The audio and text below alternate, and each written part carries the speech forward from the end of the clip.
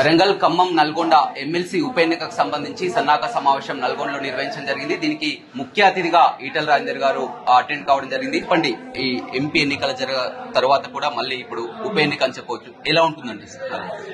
పట్టభద్రులు చాలా జ్ఞానవంతులు, సమాజం పట్ల సంపూర్ణమైన అవగాహన ఉన్నవాళ్ళు. మరీ ముఖ్యంగా ఇవాళ యూత్ అంతా కూడా మోడీ గారే మన ప్రధానమంత్రి కావాలని కోరుతున్న సందర్భం కాబట్టి డెఫినెట్గా భారతీయ జనతా పార్టీకి అనుకూలమైన వాతావరణం. పట్టభద్రులంతా కూడా మోడీ గారిని బలపరచాలి. ఇక్కడ మోడీ గారిని బలపరచాలంటే ఇక్కడ ఎంపీలను గెలిపించుకోవాలి, ఇక్కడ ఎమ్మెల్యేస్ గెలిపించుకోవాలి. ముమ్మాటికి ఉత్తర తెలంగాణలో చాలా చైతన్యవంతమైన అవగాహన ఉన్నటువంటి ప్రాంతం కాబట్టి భారతీయ జనతా పార్టీ అనుకూలంగా. మొన్న ఎంపీ ఎన్నికల పోలింగ్ సర్ని కూడా రాష్ట్ర వ్యాప్తంగా కూడా మీరు పరిశీలించడం జరిగింది. ఎలా ఉంది సార్ పోలింగ్ సర్ని మీరు పరిశీలించినట్టు? మంచి బ్రహ్మాండంగా ఉంది, ఉన్నంతలో బ్రహ్మాండంగా ఉంది. అదేవిధంగా మల్కాజ్గిరి కూడా చూడడం జరిగింది సార్. మల్కాజ్గిరిలో ఎలా ఉండబోతుంది? అసలు మల్కాజ్గిరిలో కన్నెత్తి కూడా చూడాలి వేరే పార్టీ. ముమ్మాటికి గెలిచే పార్టీ భారతీయ జనతా పార్టీ. కన్నెత్తి కూడా చూడలేకపోతున్నారు. ఇది వస్తుందని చెప్పి ఏ పార్టీ కూడా చెప్పలేకపోతున్నారు.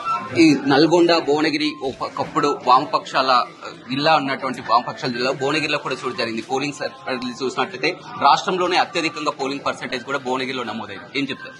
ఇప్పుడు ఒక సిద్ధాంతం, ఎప్పుడు ఒకే ఆలోచన ఉండదు. సమాజం ఎప్పుడు డైనమిక్గా ఉంటుంది, మారుతూ ఉంటుంది. ఒకప్పుడు ఉండొచ్చు రావినారాయణ రెడ్డి ఎంఐఎంలు 5 లక్షల మెజార్టీ 6 లక్షల మెజార్టీ వేసిన సందర్భం ఉండే, కానీ వాళ్ళు కాదు. ఇవాళ శకం బీజేపీ శకం, మోడీ గారి శకం. మొన్న జరిగినటువంటి అసెంబ్లీ ఎన్నికలకు తర్వాత ఇప్పుడు ఎంపీ ఎన్నికల పోలింగ్ పరిశీలించినట్లయితే మీకేమనిపించింది? అసలు దారిద్రికి పోలికలేదు. నక్కకు నాగలో అనుకున్నట్టు ఎలా ఉంటుంది. ఈ ఎన్నికలు దేశ ప్రధానమంత్రి చేసే ఎన్నికలు, ఈ ఎన్నికలు దేశ పురోగతికి, దేశ ఆత్మగౌరవానికి, దేశ అభివృద్ధికి చిహ్నంగా ఉండే ఎన్నికలు కాబట్టి ఈ ఎన్నికల్లో బీజేపీ ఉంటుంది. చాలా వరకు అర్బన్ ఓటర్ల వరకే గతంలో కూడా బీజేపీ ప్రాబల్యం బలంగా ఉండేది. ఇప్పుడు రూరల్ ప్రాంతాల్లో కూడా మీరు చూస్తున్నారు. ఎలా? గుడిసెళ్లలో, తండాలలో, చెంచు పెంటలలో బీజేపీ ఉంది. వాళ్ళ సార్ ఎన్ని సీట్లు సాధించబోతున్నారు రాష్ట్రంలో? 12 సీట్లు.